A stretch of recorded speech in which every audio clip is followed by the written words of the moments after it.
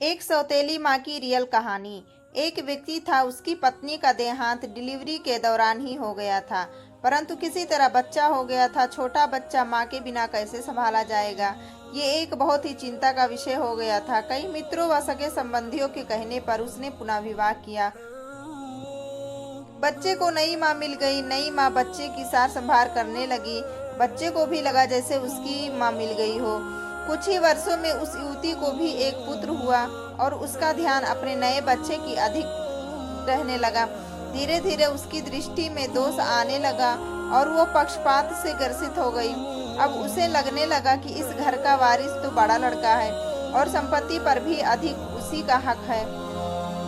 उसे अपने पुत्र के भविष्य की बहुत चिंता करने लगी।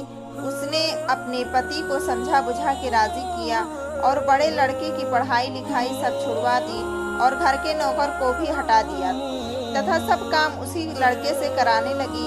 बच्चे के ऊपर की विपदा आ पड़ी। वो अभी दूसरी कक्षा में ही था और दुनियादारी कुछ नहीं जानता था। उसे यही लगता था माँ ने सही किया होगा। घर का सारा काम करते करते उसका पूरा दिन बीत जाता था। धीरे धीरे माँ ने उसे समझा दिया कि उसका असली कार्य अपने छोटे भाई की सेवा ही है और उसका छोटा भाई ही असली मालिक है। बच्चे ने माँ की आज्ञा मान ली और सदा ही अपने भाई की सेवा संभाल में तत्पर रहने लगा।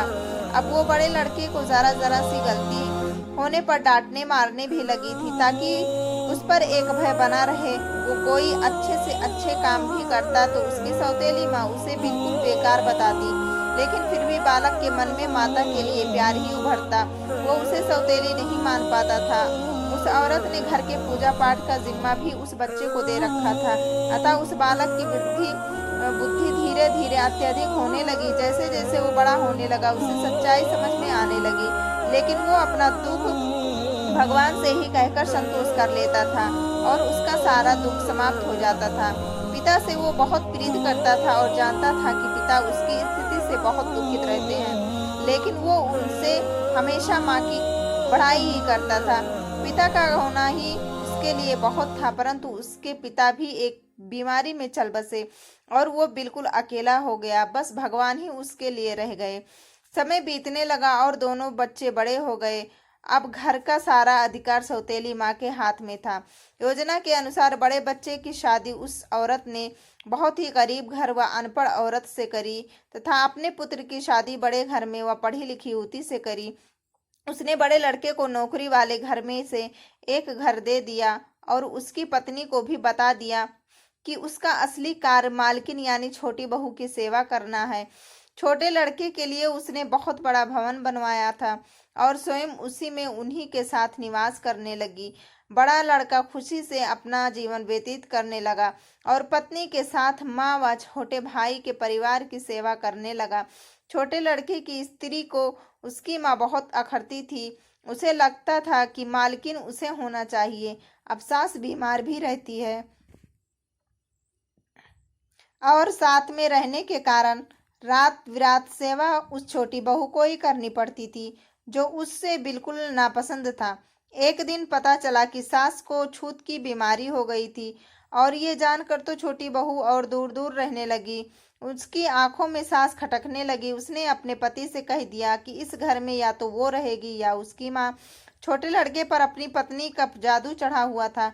उसने अपनी ही माँ को घर से बाहर निकाल दिया और उसे वहीं नौकरों के घर में रहने के लिए कह दिया। अब माँ भी वृद्ध हो गई थी और अचानक हुए इस घटनाक्रम से एकदम बदहवास हो गई। उसे अपने जीवन भर की पूजा व्यर्थ जाती दिखी तो अपने इस बेटे के ऊपर पूरी तरह निर्भर थी। उसने सपने में भी नहीं सोचा था कि ऐसा होगा। उसे लगने लगा था कि अब उसकी सेवा कौन करेगा। उसने आत्महत्या करने का निर्णय लिया और गंगा जी में डूबने चली गई। बड़ा लड़का बाहर गया था और उसे कुछ पता नहीं था। वो एक घाट के गुजर रहा था। शोर सुना तो देखा कोई नदी में डूब रहा है। उसने भी छलांग लगा दी और जब बचा के लाया तो देखा कि ये तो उसकी ही सौतेली माँ है। जब सारी बात पता चली तो वो बहुत दुखित हुआ और अपने माँ के साथ अपना घर वापस आया। दूसरे गांव में रहने लगा। उसने अपने पत्नी के साथ माँ की बहुत सेवा की और वो ठीक हो गई। वो लोग अच्छे से जीवन बसर करने लगे।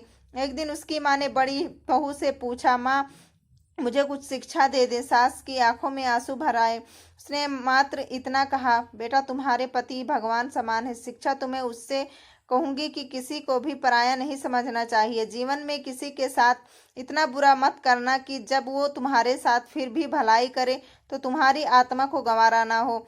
तो दोस्तों, अगर हमारी वीडियो आपको पसंद आए तो प्लीज़ हमारे चैनल को सब्सक्राइब ज़रूर करें। देखने के लिए थैंक यू सो मच।